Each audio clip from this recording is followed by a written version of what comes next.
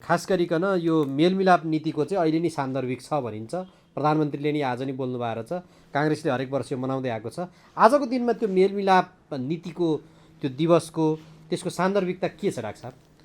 त्यसको सान्दर्भिकता अब मूलत छैन, किनभने राजनीति चाहिँ अब बहुध्रुवको बिचमा होइन कि एउटै दलभित्र पनि अब जटिल बेमेलताको शिकार भएको हामी देखिरहेछौँ। अब नेकपाको कुरा गर्दाखेरि 2/3 समेत उनीहरूले आफ्नै दलको प्रधानमन्त्रीलाई पनि सहन नसकेर तहस नहस पारे। तपाईँले त्यो देखिरहनु भएको छ।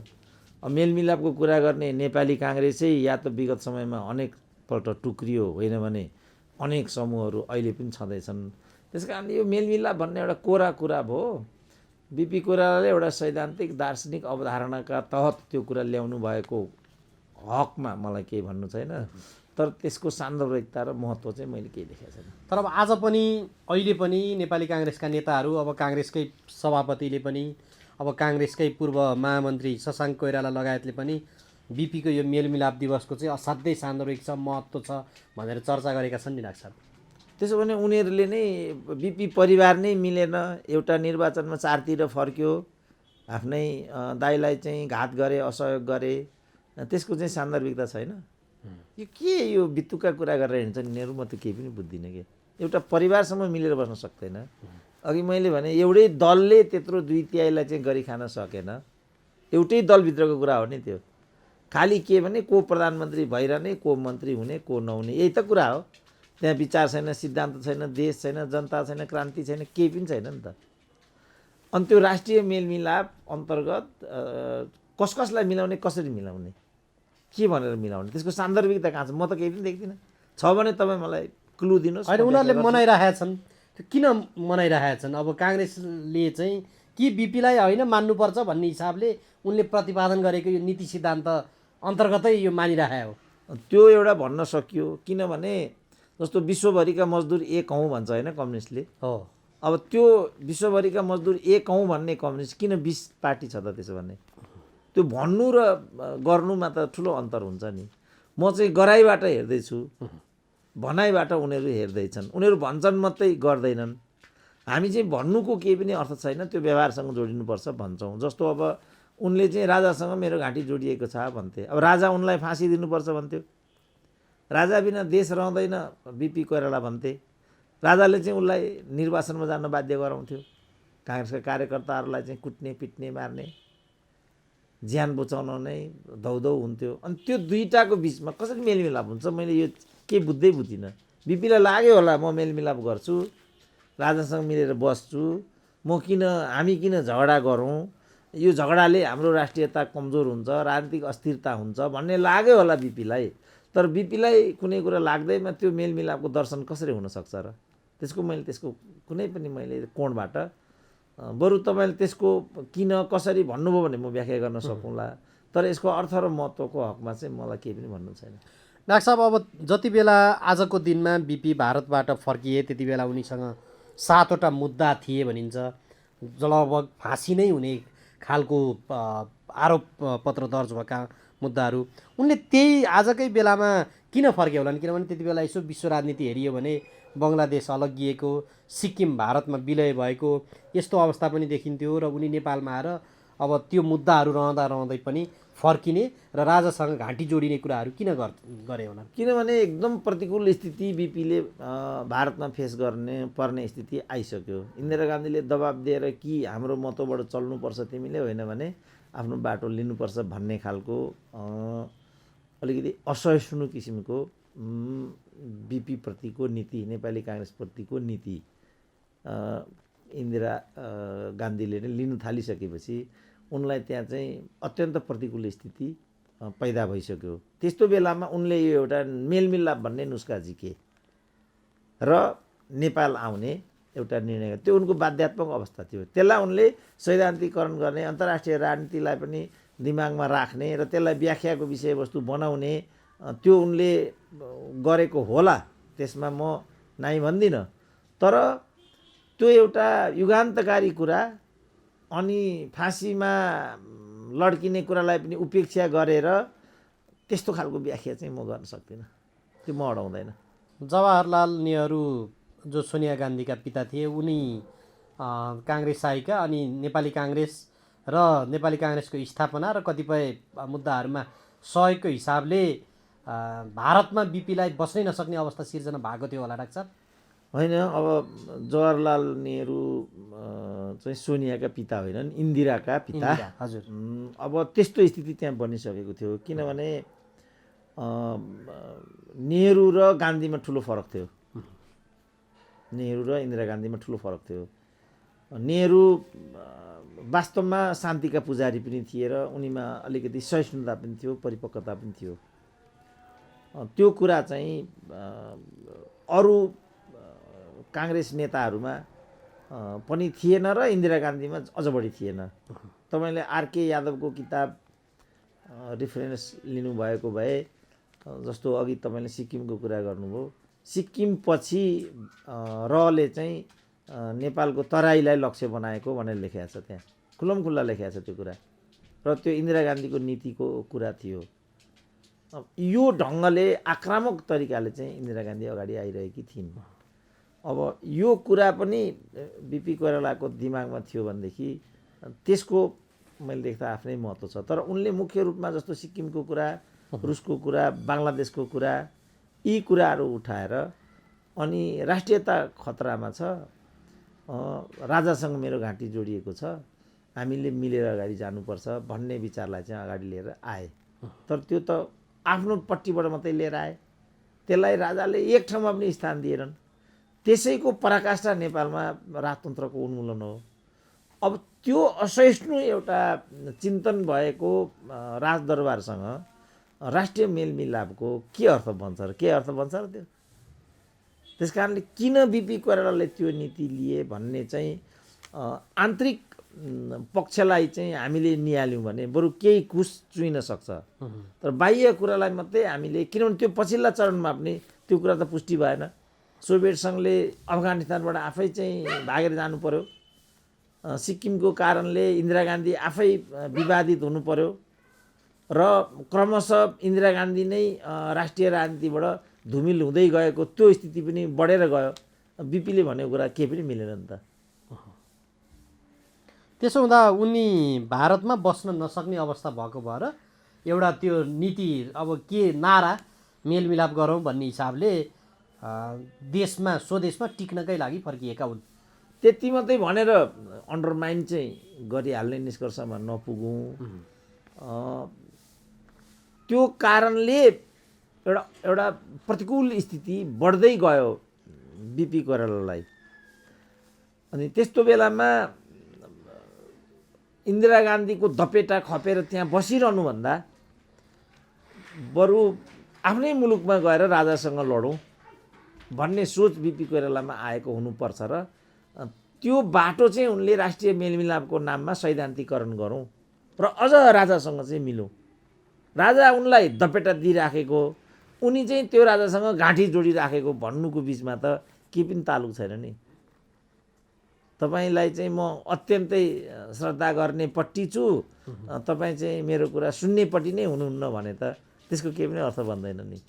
कतिपयले चाहिँ त्यो नीति लिनुको पछाडि चाहिँ जब सिक्किम विलय भयो, कतै नेपाल पनि त्यस्तै दिशामा जाने त होइन भन्ने हिसाबले बरु हामी मिलौँ, राजासँगै मिलेर पहिला राष्ट्रियता जोगाउँ भन्ने खालको सिद्धान्त बिपीले लिएको कारणले गर्दाखेरि भन्ने तर्क गर्छ नि डाक्टर साहब। त्यो कहिल्यै पनि मिलेन र त्यो कहिल्यै पनि घटित भएन। अहिले पनि नेपालको राष्ट्रियता समाप्तै हुनेतिर, सिक्किममै हुनेतिर भन्ने लाग्दैन हामीलाई। हाम्रो जुन कुकर्म छ, हाम्रो राजनीतिको जुन हरकत छ, जुन किसिमको राजनीतिक अन्यल र अस्थिरता छ, त्यसले हामीलाई कहाँ पुर्याउला भन्ने चिन्ता चाहिँ हामी जम्मैलाई छ। तर हाम्रो नेपालको भविष्य अब रहँदैन भन्ने कुरा मलाई लाग्छ अब एउटा कथा भइसक्यो। यो राज्यको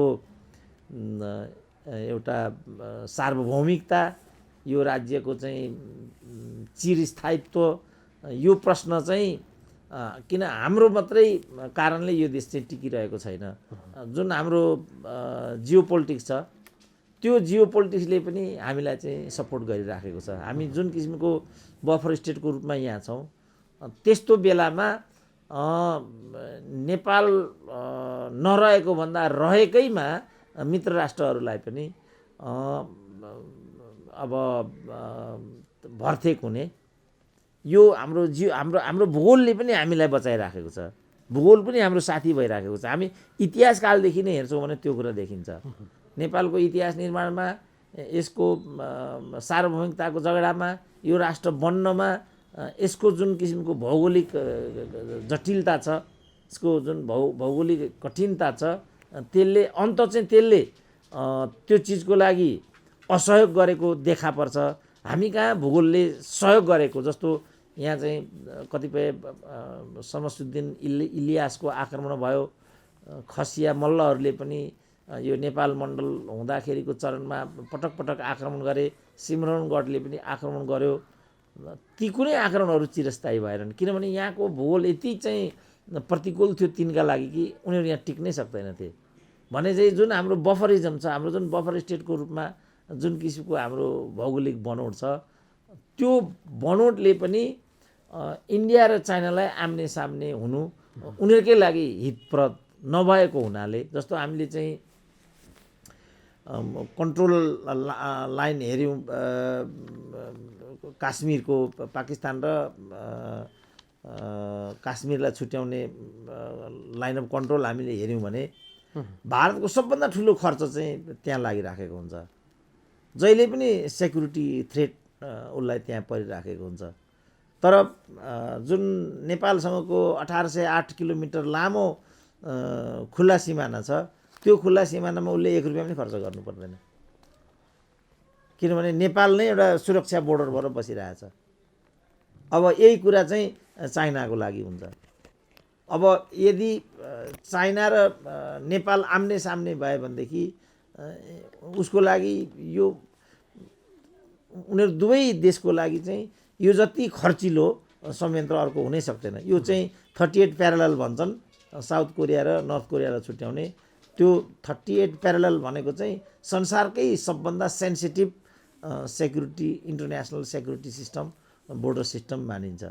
ठुलो खर्च उनीहरूको र ठुलो सतर्कता उनीहरूको ती चाहिँ समर्पित भइराखेको छ हुन्छ। त्यस कारणले यो जुन जियो पोलिटिक्स छ हाम्रो, यो जियो पोलिटिक्सले पनि हाम्रो सार्वभौमिकतालाई चाहिँ भर्तेक गरिराखेको छ र यी कारणहरूले पनि हाम्रो मुलुकको स्थायित्वमा अहिले नै डिबेट गर्ने, विगत कालदेखि डिबेट गर्ने त्यो समय, किनभने तिनीहरूभन्दा नि सिनियर कन्ट्री छौँ हामी त। थिचोमिचो र हस्तक्षेपको विरुद्धमा लडेको त तिनीहरूको भन्दा पनि गौरवपूर्ण विगत छ हाम्रो। हामीले चीनसँगै 3 चोटि युद्ध लडेका छौँ, भारतसँगै अनेकचोटि युद्ध लडेका छौँ। त्यसपछि ब्रिटिस कालमा ब्रिटिस इन्डियासँग लडेका छौँ। सुगौली सन्धि गरे पनि हामीले हाम्रो देशको स्वतन्त्रतालाई कुनै न कुनै रूपमा चाहिँ बचाएका छौँ र पछिल्लो कालमा चाहिँ त्यो स्वतन्त्रतालाई सुनिश्चित गर्दै गर्दै, जस्तो सुगौली सन्धि भयो, त्यसपछि जङ्गबहादुरको पालामा 1860 को नयाँ मुलुक सन्धि भयो, त्यसपछि अनेकौँ बोर्डर एग्रिमेन्टहरू भए, अरू मिटिङ इत्यादि भए, त्यसपछि 1923 मा ब्रिटिस गभर्मेन्टसँग डाइरेक्ट हाम्रो चाहिँ सन्धि भयो, पिस एन्ड फ्रेन्डसिप ट्रिटी। त्यसले नै हाम्रो स्वतन्त्रतालाई चाहिँ वास्तवमा सुनिश्चित गरेको र सुगौली सन्धिभन्दा माथि हामीलाई उकासेको। त्यसपछि 1934 बाट चाहिँ हाम्रो एम्बेसडर नै लन्डनमा रहने खालको परिस्थिति बन्यो। हुँदै हुँदै चाहिँ हामी आजको ठाउँमा आइराखेका छौँ।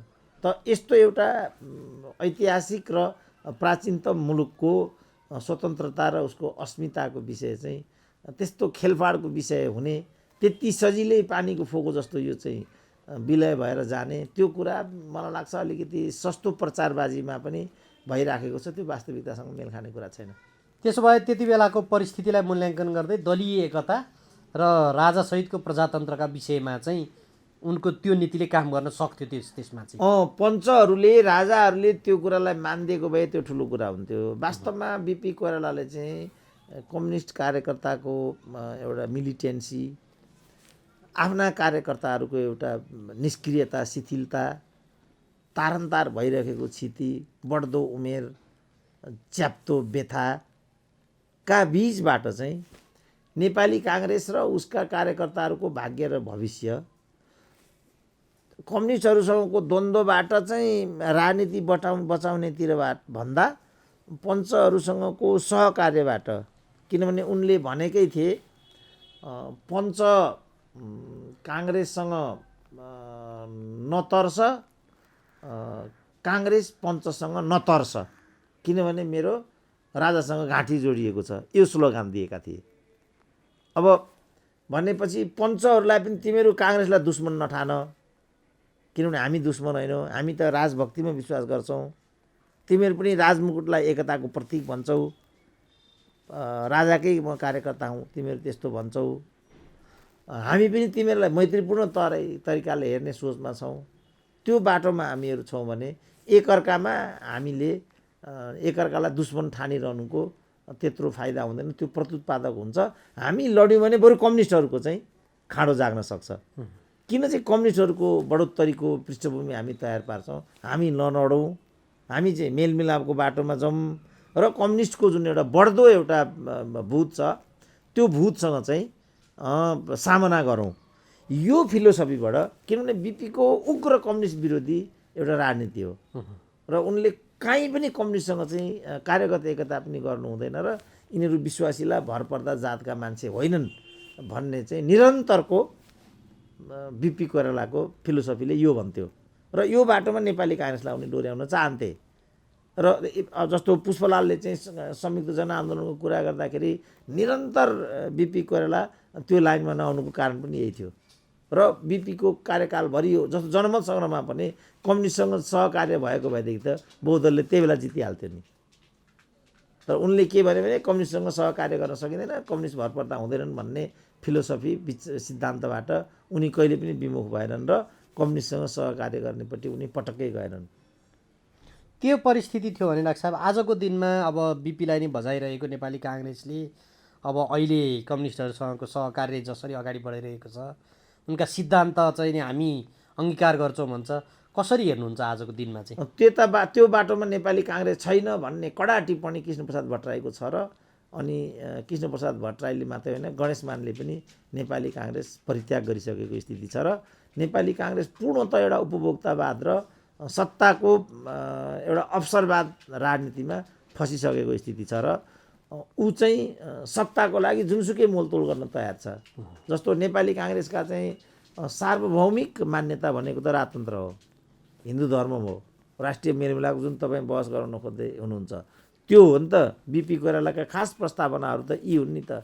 यहाँ छ त नेपाली काङ्ग्रेस आज काहीँ पनि छैन नि, त हिन्दू धर्ममा पनि छैन, धर्मनिरपेक्ष भइसक्यो नेपाल, राज संस्थामा पनि छैन, गणतन्त्र भइसक्यो नेपाल, राष्ट्रिय मेलमिलाप पनि छैन, उनीहरूको पञ्चसँग कुनै किसिमको उठबस र सहकार्य नै हुँदैन। भनेपछि त बिपीको कुरा चाहिँ गर्ने अनि बिपीलाई चाहिँ भजाउने अनि बिपीको दर्शन सिद्धान्तमा नहिँड्ने हो भनेदेखि अनि त्यो बिपीको दर्शन सिद्धान्त विचारको कुरा कहाँ तालमेल खान्छ त? त्यो त कहीँ पनि तालमेल खाँदैन नि। हामी प्र्याक्टिकल हौँ न। तर भजाउन चाहिँ छोड्दैनन्। अब भजाउने सन्दर्भमा डाक्टर साहब अब आज यही राष्ट्रिय एकता तथा मेलमिलाप दिवस को अवसर पारेर अब बिपी पुत्र शशाङ्कले अब म चाहिँ यो महाधिवेशनमा अबको महाधिवेशनमा सभापति लड्छु, मेलमिलापकै लागि मैले त्याग गरेका थिएँ भनेका रहेछन्। यसलाई कसरी हेर्नुहुन्छ डाक्टर साहब? त्यो लाजमर्दो कुरा छ। भर्खरै आफ्नो दाइलाई उनले हराए, अब के कारणले हो उनले यो गरे, अब अहिले नै आएर उनले यस्तो भन्दै हिँड्नु होइन, अब त्यसलाई मैले त अन्यथा लिनु उचित हुँदैन होला, किनभने अर्काको पार्टीको मामला हो। तर साह्रै ठुलो मिस्टेक चाहिँ शशाङ्क कोइरालाबाट भइसक्यो। ती शशाङ्क कोइरालाले भर्खर आफ्नो समूहको आफ्नै दाजुलाई हराउने अनि त्यो जगबाट म जित्छु भन्ने प्रस्तावना लिएर अहिले हिँड्न थाल्ने खेदजनक छ। किनभने यही गरेर प्रकाशमानले बाबुको हुर्मत लिएका छन्, विमलेन्द्र निधिले आफ्नै राजनीतिलाई चाहिँ भड्खालोमा हालेका छन्। त्यसकारण अब शशाङ्कले पनि 5 वर्षपछि के गर्छन् त्यो अहिले नै भन्न सकिँदैन। तर यी जो राजकुमारहरू छन्, यी राजकुमारहरूले साह्रै ठुलो अन्तर्घाती र अशिष्ट अशोभनीय राजनीति गरेका छन्। अब यो राजनीति कहाँसम्म जान्छ, यसको कस्तो किसिमको परिणाम आउँछ शशाङ्क कोइरालाले भनेको कुरा कतिको सार्थक हुन्छ, काङ्ग्रेसजनहरूले यो कुरालाई कसरी लिन्छन्, बिर्सिन्छन् कि बिर्सिँदैनन्, शेखरको पराजयको घाउको खाटा बस्छ कि बस्दैन त्यो म भन्न सक्दिनँ। तर शशाङ्कले अहिले नै यो भन्नु उनले गरेको हतारो जस्तो लाग्छ मलाई। किनभने त्यस्तो हो भने बा अघोषित रूपमा शेरबहादुरसँग चाहिँ भित्रभित्रै मिलीभगत गरेर प्रपञ्च गरेर पो शेखरको यो नियति गराएका हुन् कि। यो हो भने त किन शेखरले पनि फेरि भोलि आज शशाङ्ककै बाटो नलिने। त्यस कारण यो कुरालाई यथोचित सम्बोधन नगरिकन यो भन्दै हिँड्नु शशाङ्कले त्यो मलाई अलिकति हतारो जस्तो लाग्छ। उनले यस्तो हतारो गर्नु मैले त सुहाउँदैन। अब डाक्टर साहब म राष्ट्रिय राजनीतिका एजेन्डाहरूमा जान्छु। नेकपा माओवादी केन्द्रको जारी महाधिवेशनमा आज प्रचण्डले जवाफ दिए र उनले चाहिँ यो जे जस्ता त्यहाँ टिप्पणीहरू आएका छन् नेतृत्वले जवाफ दिनुपर्ने विषयहरू त्यसलाई चाहिँ धेरथोर परिमार्जन गर्ने भनेका छन्। आवश्यक परे टाउकोमा आगो नै लिएर हामी हिँड्छौँ भनेका छन्। यो समग्रतालाई हेर्दाखेरि दुई तिनवटा कुरामा चाहिँ त्यहाँ अलिक बढी चर्चा छ अहिले। खास गरी नेता कार्यकर्ताले सरकारी स्कुलमा चाहिँ पढाउनु पर्यो आफ्नो बालबच्चाहरू भन्ने प्रसङ्गमा प्रचण्डको नाति चाहिँ राजधानीको एउटा महँगो स्कुलमा महिनाको 50,000 रुपियाँ तिरेर पढिरहेको भन्ने कुराहरू अहिले सामाजिक सञ्जालदेखि सर्वत्र चर्चाको विषय बनेको छ। यसलाई कसरी हेर्नुहुन्छ डाक्टर साहब? अनि यो वास्तविकता कहाँ छ भन्ने धरातलको एउटा द्योतकको रूपमा म यसलाई हेर्छु। किनभने नेपालका नेताहरू कोही पनि वास्तविक धरातलमा उभिँदैनन्। किनभने उनीहरू कोही पनि जे भन्छन् त्यो होइनन्। माओवादी भन्छन् तिनीहरू माओवादी होइनन्, काङ्ग्रेस भन्छन् तिनीहरू डेमोक्रेट होइनन्, मधेसवादी भन्छन् तिनीहरू मधेसका हितचिन्तक होइनन्। यी उपभोक्तावादी र राजनीतिलाई एउटा धन्दा बनाउने, आफ्नो शाखा सन्तानलाई विदेशमा स्थापना गर्ने, विदेशी शिक्षा दिने, विदेशी हाउभाउ गर्ने, विदेशमै आफ्नो श्री सम्पत्ति व्यवस्थापन गर्ने चाहिँ हेतु राख्ने यो प्रवृत्ति भएका मानिसहरू हुन्। अब अहिले त्यो कुरा अलिकति सतहमा आएको मात्रै। कसैको पनि भनौँ न, कसैका पनि छोराछोरीहरूले नेपाली शिक्षा लिँदैनन्, कसैका पनि छोराछोरीले सामुदायिक शिक्षा पढ्दैनन्, कुनै पनि नेताले लोकल अस्पतालमा ट्रिटमेन्ट गर्दैन, कोही पनि यहाँबाट चाहिँ स्वास्थ्य उपचार गर्नेपट्टि छैन। अब यस्ता चाहिँ अब के भन्ने, अब यिनीहरूलाई शब्द त्यो कडा हुन्छ होला। यस खालका अविश्वसनीय जो प्रवृत्तिहरू हाम्रो नेताहरूले चाहिँ हुर्काइआएका छन् त्यसको एउटा नाङ्गो रूप त्यति मात्रै होइन। त्यो त प्रचण्डको नाति पढ्ने एउटा स्कुलको कुरा रहेछ। त्यही खर्च लिङ्कन स्कुलमा पढ्ने विद्यार्थीले चाहिँ मासिक 3 लाख तिर्छ। अब त्यहाँ पनि त आखिर त नेपालीकै छोराछोरी पढेका हुन्छन्। रातो बङ्गलामा गयो भने त्यही खर्च आउँछ। अब यी चाहिँ पाखण्ड र ढोङ्गी नेताहरू हुन्। यिनीहरू जे भन्छन् त्यो पटक्कै होइनन्। अब झलनाथकै भनौँ न, दिनको 81,000 खर्च गरेर एपोलोमा ट्रिटमेन्ट गर्थे, करोडौँ रुपियाँ त्यहाँबाट उनले हत्याए। अब वर्षमान पुण्य अहिले चाहिँ चाइनामा उपचार गरिरहेछन्। म स्योर छु कि त्यो सबै खर्च नेपाल सरकारले बेहोर्छ। एकजना कृष्ण केसी भन्ने एकजना अमेरिकामा उपचाररत छन् अरे अहिले। त्यो जम्मै खर्च नेपाल सरकारले बेहोर्ने घोषणा गरिसक्यो अरे। त यस्ता भएका ठाउँमा यो के विषय छ र यो? अब पुराण लगाउन नपाइने भनेर माओवादीको केन्द्रीय अनुशासन आयोगका अध्यक्षले नेता कार्यकर्ताले पुराण लगाउन नपाउने, सामाजिक सञ्जालमा कोही मरिहालेमा रेस्ट इन पिस रिप लेख्न नपाउने भनेर उर्दी जारी गरेछन्। यो विषयलाई चाहिँ कसरी हेर्नुहुन्छ डाक्टर साहब? यी किन जनतासँग प्रत्यक्ष जोडिएका विषय हुने यस्ता कुराहरू किन गर्न नपाइने त? पुराण किन गर्न नपाउने? उनीहरू कम्युनिस्ट भन्ने अमेरिकामा पढ्ने, उनीहरू जनताका छोराछोरी हुँ भन्ने चाहिँ सुविधा सम्पन्न स्कुलमा पढ्ने, अनि कुनै एउटा धर्मभिरुले चाहिँ पुराण भन्न नपाउने? हिजै मैले भन्थेँ नि, यिनीहरू चाहिँ नेपाली गुरुलाई मार्दै हिँड्ने अनि रामदेवको खुट्टा ढोक्दै हिँड्ने मान्छे होइनन् यिनीहरू। रामदेवले चाहिँ आफ्नो गतिविधि निर्बाध रूपमा गर्न पाउने, गर्नुपर्ने, अनि पण्डित नारायण प्रसाद पोखरेलले चाहिँ मर्नुपर्ने। अनि यसको के लजिक छ मलाई भनिदिनु त? के दुश्मनी हो हाम्रो चाहिँ यो पुराणसँग? के दुश्मनी हो हिन्दू धर्मसँग? के दुश्मनी हो चाहिँ लोकल हिन्दू, त्यही पनि हिन्दू धर्म र लोकल पण्डित र पुरोहितहरूसँग मात्रै दुश्मनी? विदेशी पण्डित र पुरोहितसँग त त्यही धर्मको भए पनि फेरि मैत्री भाव। त्यो किन गर्नुपर्ने हामीले, त्यो मैले केही पनि बुझिनँ। यस्तो खालको यो अरूलाई चाहिँ यसो गरौँ भन्ने र आफू चाहिँ त्यसमा नगर्ने। अब अहिले यही शिक्षाको प्रसङ्गमा अहिले वर्तमान शिक्षा मन्त्रीको छोरी पनि अमेरिका पढ्न गएर बिदाई गर्दै गर्दाको तस्बिर पनि सामाजिक सञ्जालमा भाइरल भएको छ। धेरैले त्यसमा टिप्पणी गर्दा हिजो चाहिँ जनताका छोराछोरी चाहिँ बुर्जुवा शिक्षा भनेर रोकियो, आज चाहिँ त्यहाँ उनलाई चाहिँ पढ्न पठाउने भन्ने छ। म त्यो पढ्न पठाउने नपठाउने म जान्न, किनभने त्यो नानीको नैसर्गिक अधिकार पनि हो विश्व बजारको शिक्षा लिन पाउने। तर उनी शिक्षा लिएर नेपाल फर्किन्छन् कि फर्किनन्, अनि नेता कार्यकर्तालाई चाहिँ त्यो प्रतिवेदन मार्फत अब तिमीहरूले सरकारी स्कुलमा बालबच्चा पढाऊ भनेर उर्दी जारी गर्ने परिपाटीलाई चाहिँ कसरी हेर्न सकिन्छ? होइन, यो खेदजनक छ। त्यो गर्ने उनीहरूले नैतिक हैसियत राख्दैनन्, अधिकारै राख्दैनन्। यो राष्ट्रघाती चिन्तन हो। तपाईँले भन्नुभयो जस्तो नानीको नैसर्गिक अधिकारको तहमा मात्रै यो सीमित हुँदैन, किन उनीहरू चाहिँ सार्वजनिक सम्पत्तिहरू हुन्, उनीहरू सार्वजनिक व्यक्तित्वहरू हुन्। त्यो पढ्ने खर्च कहाँबाट, उनीहरू आफू जनयुद्ध गरेर 1 रुपियाँ इन्कमको बाटोमा छैनन्, अनि त्यो खर्च कहाँबाट आउँछ भन्ने प्रश्न हो। हिजो यिनीहरू के गर्थे भनेदेखि अरू ब्युटी कन्टेस्टमा भाग लिन थाले भनेदेखि चाहिँ अनि त्यो ब्युटी कन्टेस्टको स्थलमा गएरै उनीहरू चाहिँ घुर्सी गर्थे। पछि उनीहरू नै त्यो ब्युटी कन्टेस्टमा सहभागी हुन थाले। त्यो त हामी देखिरहेको छौँ। यिनकै छोरी बुहारीहरू चाहिँ अहिले चाहिँ ब्युटिसियन भएर निस्किराखेका छन्। यो उनीहरूको मात्रै नैसर्गिक अधिकारको मात्रै कुरा होइन, नैसर्गिक अधिकारको कुरा पनि हो, तर उनीहरू त सार्वजनिक सम्पत्तिका शाखा सन्तान हुन् नि। आज उनीहरूले चाहिँ बोर्डिङ स्कुल चलायो भनेर हिजो चाहिँ धरपकड गरे, चन्दा फिरौती गरे, सम्पूर्ण कुरा गरे, अनि अहिले आफैले चाहिँ त्यो गर्दै हिँडे भनेदेखि त्यो विरोधाभासपूर्ण भयो। विरोधाभासले मात्रै माने नि, त्यो त अशिष्ट भयो। त्यो त दोहोरो मानक भयो। त्यस्तो गर्नै पाइँदैन कि भन्नु पर्यो। तपाईँले भने जस्तो भन्नु पर्यो नानीको नैसर्गिक अधिकार हो, को कहाँ पढ्न चाहन्छ, को कहाँ बस्न चाहन्छ, त्यो समस्या त हामीसँग पनि छ। हाम्रा छोराछोरीहरू पनि विदेशमा पढ्छन्, विदेशमा बस्छन्, त्यो समस्या हामीसँग पनि छ। तर हामी ठुल्ठुलो कुरा गर्दैनौँ, गर्न पाउँदैनौँ नि। जस्तो मेरै कुराहरू म नीति निर्णयमा छैन, तर म आफै विश्वविद्यालयको भिसी हुने, अनि मेरा छोराछोरी आफैले चाहिँ विदेशी विश्वविद्यालयको शिक्षा लिने हो भने मैले त्यो विश्वविद्यालयप्रति न्याय त गरिराखेको हुन्छु। प्रश्न त उठ्यो नि त।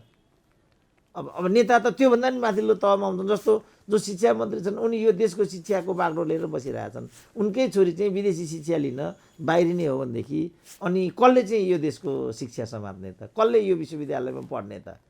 यो दोहोरो मापदण्ड हिजैदेखि भयो नि त। त्यसकारण मलाई खेद छ कि मैले यति भन्नु पर्यो, किनभने तपाईँले भने जस्तो वास्तवमा त्यो उनीहरूको नैसर्गिक अधिकारको कुरा हो। त्यो हो भनेदेखि त्यो खर्चको स्रोत के हो त्यो चाहियो। त्यो के खर्चको आधारमा उनीहरू त्यति गर्छन्? उनीहरूको शिक्षाप्रतिको विश्वासको आधार, त्यसको दर्शन के हो? भोलि उनीहरू चाहिँ यो बारेमा उनीहरू के स्पष्टीकरण दिन्छन् त? त्यसकारण त्योसँग सम्बन्धित हुन्छ। यो सिम्पल नानीको नैसर्गिक अधिकारसँग मात्रै यो जोडिँदैन।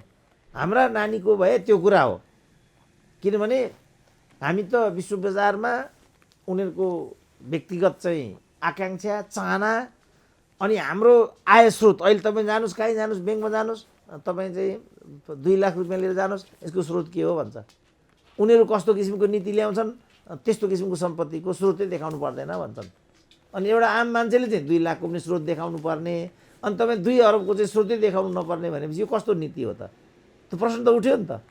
यो तरिकाको जुन शासकीय शैली हाम्रा नेताहरूको देखिएको छ, यो खालको आचरण शैली जो हाम्रो नेताको देखिन पुगेको छ, त्यो खेदजनक छ। त्यो सामान्य कुरा छैन। त्यसमा उहाँहरू प्रष्ट हुनुपर्छ कि भन्नु पर्यो शिक्षा चाहिँ बजारको विषय हो, जसले जहाँ सक्छ, जुन क्षमताले भ्याउँछ त्यो शिक्षा लिनमा कुनै किसिमको रोकटोक छैन कि यो प्रष्ट भन्नु पर्यो। होइन भने दोहोरो मापदण्ड गर्न पाइएन। वीर अस्पताल लट्ठीपत्र हुने, अनि उनीहरू एपोलोमा बसेर चाहिँ स्वास्थ्य उपचार गर्ने, यहाँका शिक्षालयको अवस्था दिनहीन हुने, अनि उनीहरू विश्वविद्यालय र उन्नत बोर्डिङमा चाहिँ महिनाको 3 लाख खर्च गरेर चाहिँ पढ्ने हो भने त्यो 3 लाख कहाँ आउँछ त? जस्तो प्रचण्डकै चाहिँ ह्यान्ड टु माउथको प्रब्लम छ, मसँग 1 रुपियाँ सम्पत्ति छैन इत्यादि भनेका छन्। झुप्रोमा बस्छु भन्न थाले, झुप्रोमा बस्छु, कार्यकर्ताले घर बनाइदिनु पर्यो भन्न थालेछ। अनि त्यसपछि यो खर्च चाहिँ कहाँ आउँछ त? यो त देखाउने कुरा मात्रै हो। यसको वैधानिक शुल्कको मात्रै यो कुरा छ। यो महिनाको 1.5 लाखभन्दा बढी खर्च हुन्छ यसमा। यो विश्वविद्यालय, यो जुन स्कुल हो, सिधै विदेशी लगानीसँग सम्बन्धित छ। यो सिधै विदेशी एफिलिएसनबाट चाहिँ अगाडि बढ्ने यो विद्यालय हो। यो त यस्तो कुरा त चान्चु नै हुन सक्दैन नि त। अब यहाँ यही कुरामा डाक्टर साहब, अब कम्युनिस्ट नेता भन्ने मसँग छैन, पार्टीलाई सबै मैले बुझाएँ भन्ने, म झुप्रोमा बस्छु, मेरो के छ र भन्ने, सम्पत्ति विवरण पनि त्यस्तै देखिन्छ। अनि विश्व बजारमा प्रतिस्पर्धी हुने गरेर डाक्टर साहबले भन्नुभयो जस्तै महिनाको 3 लाख रुपियाँ चाहिँ नि खर्च गर्ने गरेर आफ्ना छोराछोरी पढाउने, छोराछोरी अमेरिका अथवा एउटा देखिएका मात्र हुन्, अरू धेरैका पनि होलान्, त्यहाँ लग्ने, अरूले बोर्डिङ खोलो भनेदेखि यो त कहाँ हुन्छ भन्ने, अनि आफू चाहिँ भित्रभित्र गर्ने, यो यो यो यो प्रवृत्ति चाहिँ किन मौलाइरहेछ डाक्टर साहब?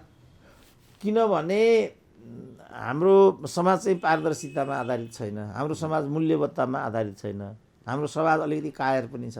यो कुरा उठाउनै सक्दैन, भन्नै सक्दैन, किनभने जम्मै एउटा त्यस्तै किसिमको प्रपञ्चको जगमा उभिएका छन् नि। जस्तो मैले चाहिँ गलत काम गर्छु भने म तपाईँको गलत काम देखाउन सक्छु त? म देखाउन सक्दिनँ। त नि त भनिहाल्छ नि मान्छेले प्रश्न। त त्यो कारणले यो स्थिति आइराखेको छ। त्यस कारण हामीले भन्न सक्नुपर्छ, खास गरी त्यो पार्टीभित्रका अब अहिले चाहिँ माओवादीको चाहिँ अधिवेशन पनि चलिरहेछ। कतिपयले लेखनाथ नेउपाने, राम कार्की इत्यादिले ती प्रश्नहरूलाई कुनै न कुनै रूपमा उठ्याएको, उभ्याएको भन्ने पनि म सुन्छु। र यो प्रचण्डको नाति प्रकरण ती साहसी युवाहरूको कारण नै बजारमा आएको भन्ने पनि छ। अब यिनीहरू त के भने यिनीहरू त दुधले नुहाएका, यिनीहरू त साँकुलले पल्टिने, क्रान्तिकारी पनि यिनीहरू नै, देशभक्त पनि यिनीहरू नै, प्रजातन्त्रवादी पनि यिनीहरू नै, अनि अमेरिकाको साँखुलले पनि यिनीहरू नै पल्टिने, अमेरिका साम्राज्यवाद पनि यिनीहरू नै दुध कार्ने, जता पनि यिनीहरू नै भन्ने खालको जुन किसिमको एउटा दोहोरो मापदण्डमा हिँड्ने जुन यिनीहरूको प्रवृत्ति भयो। किनभने हाम्रो समाज पनि यस्तै किसिमको मापदण्ड लिएर हिँड्छ। उसका चाहिँ नैतिक मूल्य मान्यताहरू पारदर्शी छैनन्। उसले धर्ममा भयो, समाजमा भयो, छुवाछुतमा भयो, वैवाहिकतामा भयो, हरेक कुरामा। किनभने समाज भ्रष्ट छ। एउटा भ्रष्टले चाहिँ रातोरात चाहिँ अरबपति भएको, 5 स्टोरी बिल्डिङ बनाएको, 2 करोडको गाडी चढेको, राम कार्कीले भने नि त सङ्घीयता चाहिँ हाम्रो भुक्याचा मात्रै भयो। अब एउटा मेयर सङ्घीयताको नाममा मेयर भइराखेको छ, अनि व्रतबन्ध मान्न चाहिँ 90 लाख चढेको, 90 लाख पर्ने गाडी चढेर जान्छ। एउटा आम मान्छेले चाहिँ एउटा साइकलको टायर पाइराखेको हुँदैन, भन्छ म कम्युनिस्ट हुँ। त यो जुन प्रवृत्तिलाई जो हामीले संस्थागत गऱ्यौँ, त्यसको टिपिकल एक्जाम्पल भनेका त प्रचण्ड आफै भए यही कुराले देखायो नि त। उनी चाहिँ सामुदायिक विद्यालयको कुरा गर्दैछन्, सादगीपूर्ण जीवनको कुरा गर्दैछन्, यस्तो जीवन पद्धति अपनाउँछन्। त यो त अशोभनीय कुरा हुन्छ नि। यो भन्नुभन्दा बरु प्रष्ट भनिदिने नि, प्रष्ट भनिदिने, मसँग यति श्री सम्पत्ति छ, यो प्रकारले संरक्षित छ, यो प्रकारले चाहिँ अब भनौँ उनकै कुरा गर्दाखेरि प्रचण्डको बुहारी पनि चाहिँ एमपी छिन्, प्रचण्ड आफै एमपी छन्, उनीहरूका सबै परिवार 12 जना त प्रचण्डको परिवारभित्र राज्यको ढुकुटीबाट चाहिँ साधारण स्रोत लिन्छन् भनेदेखि तिनीहरूको एउटा नातिले 50,000 खर्च गरेर चाहिँ स्कुल पढ्यो भने कुन सा त्यो असम्भव कुरा हो र? त्यो त धेरै सम्भव कुरा हो नि। तर त्यसरी नै भनिदिए भइगयो नि त। हाम्रो आउँछ, बिनाको पनि अलिकति आउँछ, मेरो पनि अलिकति आउँछ, अरूको पनि अलिकति आउँछ, त्योबाट निकालेर 2टा नातिहरू छन्, तिनीहरूलाई पढाइराखेका छौँ, छोरीहरूका पनि नातिहरू छन्, तिनीहरूलाई पढाइराखेका छौँ भने त भइहाल्यो नि। मैले पढाउन सक्छु, मेरो छोराछोरी विदेशमा राखेर सुरेन्द्र केसीले पढाउन सक्छु भने प्रचण्डले आफ्नो नाति पढाउन सक्दैनन्। यसको योबाट यो स्थिति आएको छ क्या। किन ठगी गर्नु पर्यो भने, किन नचाहिँदो कुरा बबन्डर गरेर हिँडिरहनु पर्यो? यो शिक्षा, स्वास्थ्य, यो यस्ता विषयमा यो यस्ता खालका एजेन्डा लिएर आएर चाहिँ के देखाउन खोजेको हो डाक्टर साहब माओवादीले? हामी कम्युनिस्ट हौँ, हामी क्रान्तिकारी हौँ, हामी देशभक्त हौँ, हामी चाहिँ जनताको पङ्क्तिमा छौँ। त्यही विषय त फेरि एमाले त भनेको छैन। फेरि उनीहरू अब सिजन टाइपका कम्युनिस्ट भयो नि त। उनीहरूले धेरै लामो अगाडि, उनीहरू त भूमिगत कालमा नै बोर्डिङ स्कुल चलाएर हिँड्दा रहेछन्।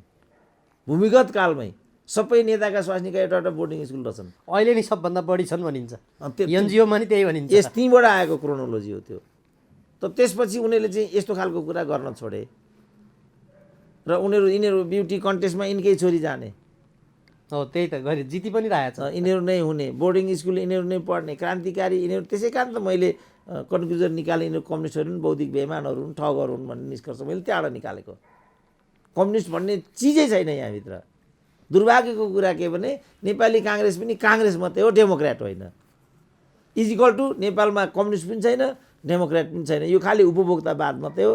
यसलाई ब्रान्डको रूपमा, ट्रेडमार्कको रूपमा चाहिँ प्रयोग गरेर यिनीहरूले व्यावसायिक धन्दा गरेको मात्रै हो, यो राजनीति होइन। त्यो त आजै देखियो नि डाक्टर साहब। बिपी कोइरालालाई आजै पनि अब उनको नीतिको सान्दर्भिक छ भन्दै भाषणबाजी गरे, कार्यक्रम गरे, तर अब त्यही राष्ट्रियताको सवालमा न दलहरू एक ठाउँमा छन्, एकता भन्छन्, त्यो मेलमिलाप भन्छन्, न मेलमिलाप गरेर हामी राष्ट्रिय राजनीतिमा यो कुराहरू गर्छौँ भन्न सकेका छन्। त्यो त देखिया छैन डाक्टर साहब। त्यसकारण अब जस्तो भनौँ न, अब अहिले नै कुरा हामीले गरौँ न, अब शशाङ्क चाहिँ आउने निर्वाचनमा सभापतिमा लड्ने अरे, कसले मत हाल्ने त उनलाई? उनले त सहोदर गरेर शेखरलाई मत हालेका छैनन्। अब तिनै शशाङ्कलाई फेरि शेखरले गएर भोट हालिदिनु पर्ने होला भोलि। त यो त दोहोरो मापदण्ड भयो, यो त अशिष्टता हो, यो त अशोभनीयता हो।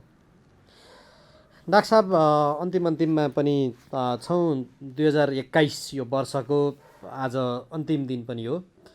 यो वर्षलाई डाक्टर साहबले कसरी मूल्याङ्कन गर्नुहुन्छ डाक्टर साहब?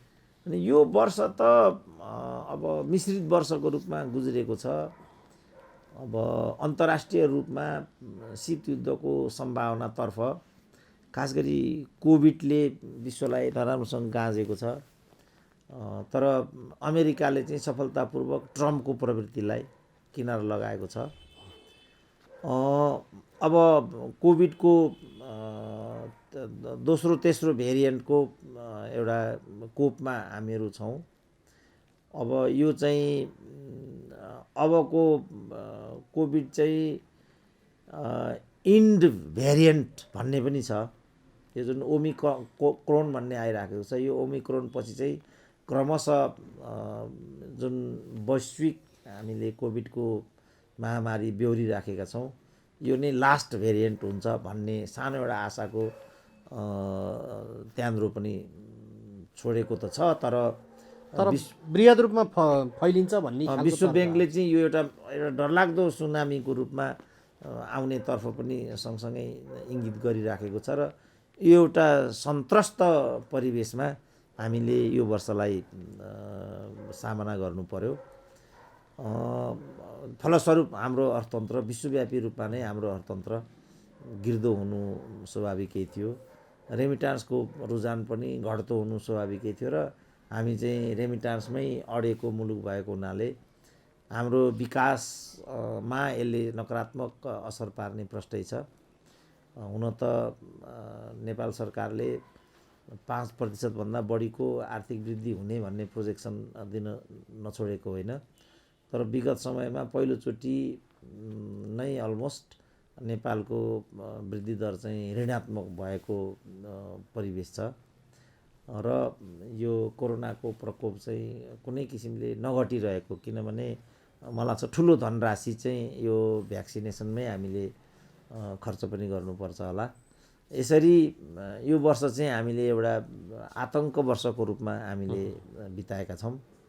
अहिले पनि हामी आतङ्कको भुमरीमै छौँ। राष्ट्रिय राजनीति पनि फेरि सुध्रेको छैन। दलहरूको विभाजन, पुनर्विभाजनको जुन गोलचक्कर हो, त्यो गोलचक्कर पनि कम भएको छैन। आशाको कुनै पनि किरण वास्तवमा देखा पर्दैन। बलपूर्वक आशावादी हुनु एउटा कुरा हो, तर कुनै पनि सिनारियो, कुनै पनि तथ्याङ्क, कुनै पनि इन्डेक्सले गएको वर्ष आशातीत छैन। निराशमय वर्षको रूपमा हामीले यो वर्षलाई भोग्यौँ भन्नु मलाई लाग्छ त्यो इतिहास सम्मत र तथ्यसङ्गत हुन्छ। आशा गरौँ आउने वर्ष यस्तो नहोस्। आशाकै प्रसङ्गमा जस्तो आउने वर्ष यस्तो नहोस् भन्दा आगामी दिनमा राष्ट्रिय राजनीतिको परिस्थितिमा अन्तर्राष्ट्रिय वर्ष भएको भएर अन्तर्राष्ट्रिय समुदायमा समग्रतामा कस्तो रहला भन्ने प्रक्षेपण गर्न सकिन्छ? अब त्यो चाहिँ त्यति आशावादी छैन, किनभने जुन यो कोभिडको कुरा छ यो चाइनाकै कारणले भएको हो कि भन्ने सम्भावनालाई मध्यनजर गरेर अनुसन्धान अमेरिकाले जारी नै राखेको छ। अघि पनि मैले भने फलस्वरूप शीतयुद्धका छिट्टाहरू चाहिँ बढेर नै गइराखेका छन्। त्रिकोणात्मक शक्ति उदयको सम्भावना जस्तो रुसी शक्ति, चिनिया शक्ति, अमेरिकी शक्तिको बिचमा न्याटो शक्ति पनि छ। त यो चतुर्कोणात्मक कुनबाट विश्व प्रतिस्पर्धा चाहिँ टरेको छैन, त्यो छँदै नै छ।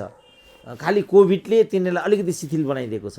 हतियारको प्रतिस्पर्धा अलिकति शिथिलतामा भए तापनि उनीहरूको लक्ष्यमा चाहिँ फरक आएको छैन र विश्व प्रभुत्वको जुन उनीहरूको दुष्प्रवृत्ति र कुआकाङ्क्षा हो ठुला शक्ति राष्ट्रहरूको, त्यसमा कहीँ पनि कमी आएको म देख्दिनँ र आर्थिक आधारमा विश्वलाई अचेट्नु नै आफ्नो एउटा शक्ति आर्जन गर्ने वास्तविकता हो भन्ने कुरालाई उनीहरूले गहिरोसँग हृदयङ्गम गरेका छन्।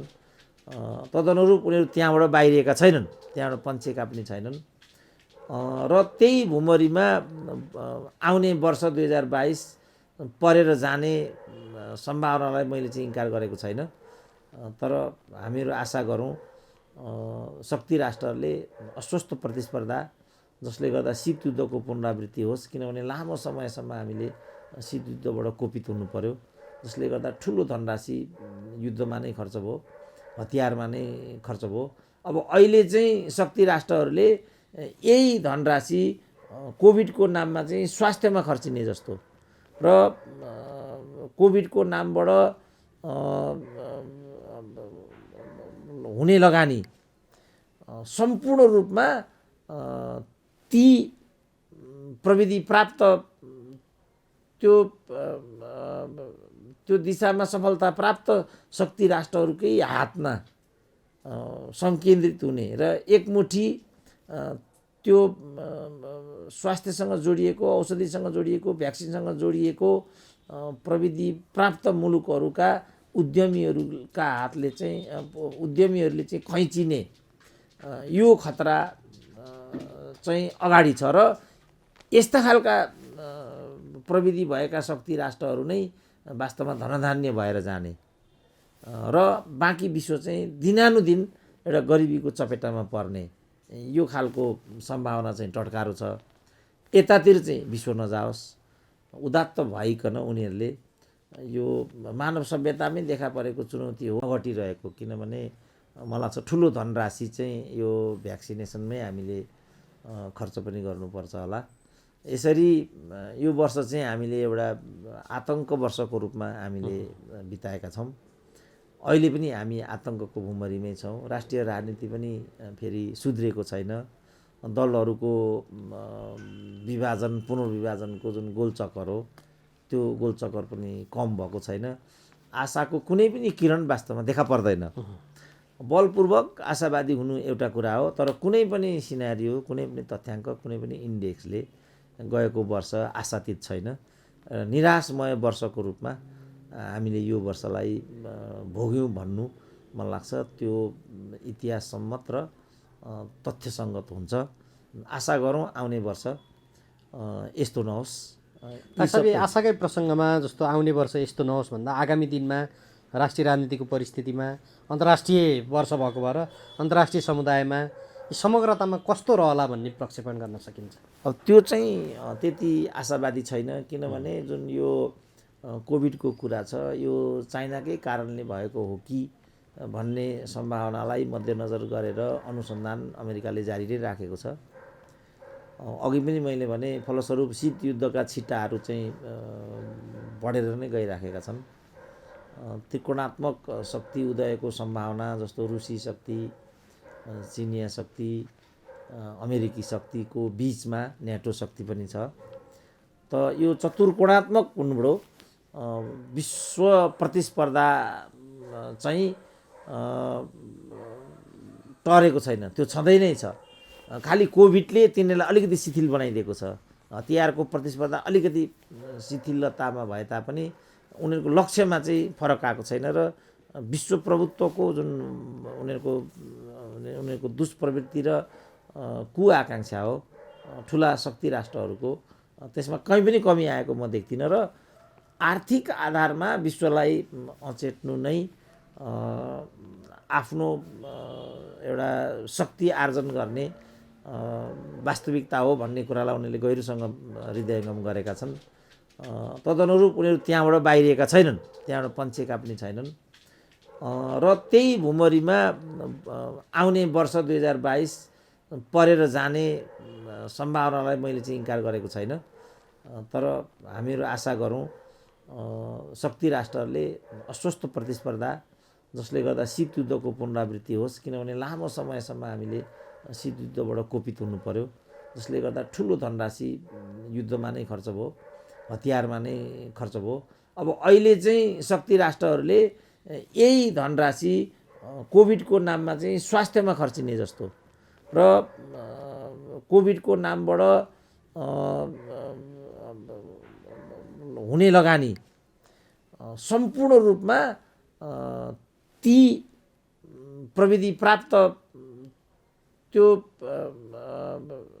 दिशामा सफलता प्राप्त शक्ति राष्ट्रहरूकै हातमा सङ्केन्द्रित हुने र एकमुठी त्यो स्वास्थ्यसँग जोडिएको, औषधिसँग जोडिएको, भ्याक्सिनसँग जोडिएको प्रविधि प्राप्त मुलुकहरूका उद्यमीहरूका हातले चाहिँ उद्यमीहरूले चाहिँ खैचिने यो खतरा चाहिँ अगाडि छ र यस्ता खालका प्रविधि भएका शक्ति राष्ट्रहरू नै वास्तवमा धनधान्य भएर जाने र बाँकी विश्व चाहिँ दिनानुदिन एउटा गरिबीको चपेटामा पर्ने यो खालको सम्भावना चाहिँ टटकारो छ। यतातिर चाहिँ विश्व नजाओस्, उदात्त भइकन उनीहरूले यो मानव सभ्यतामै देखा परेको चुनौती हो भन्ने हिसाबले सम्पूर्ण मानव एकगठ भएर नै यो चुनौतीलाई चाहिँ सामना गर्दा विश्वव्यापी रूपको एउटा सामाजिक न्यायको परिदृश्य देखा परोस् र त्योतिर विश्वको नेतृत्व चाहिँ सोचोस् भन्नु नै गएको वर्ष बिर्सिने मलाई लाग्छ एउटा बुटी हुन्छ। होइन कथा दोहोऱ्याइरहने हो भनेदेखि त विश्व सभ्यताको लागि नै त्यो दुर्भाग्यपूर्ण हुन्छ। म आशा गर्छु आउने विश्व हामी त्यो सन्तासबाट बच्न सकोस् र हामीहरूले चाहिँ एउटा वसुधैव कुटुम्बकम, हामी जो पूर्वीय सभ्यतामा बाँचेका मुलुकहरू चाहिँ त्यसै पनि वसुधैव कुटुम्बकमको सिद्धान्तबाट चाहिँ अनुप्राणित छौँ। तदनुरूप वसुधैव कुटुम्बकमकै दिशामा विश्वले जान सकोस्, हामीहरू त्यसमा पनि त्यसतर्फ हामीहरू योगदानी हुन सकौँ। योभन्दा प्रतितिर मैले भन्न सक्ने स्थिति केही हुँदैन। हुन्छ डाक्टर साहब, यो अङ्ग्रेजी नयाँ वर्षको यहाँलाई मेरो व्यक्तिगत र एभरेस्ट नेपालको तर्फबाट हार्दिक शुभकामनासहित आजको विचार र समय दिनुभएकोमा म आभार व्यक्त गर्छु। लवस्, मेरो पनि एभरेस्ट माध्यमबाट विश्वभरिका नेपाली र मानव जातिमा नयाँ वर्ष 2022 को पावन उपलक्ष्यमा हार्दिक मङ्गलमय शुभकामना छ। धन्यवाद।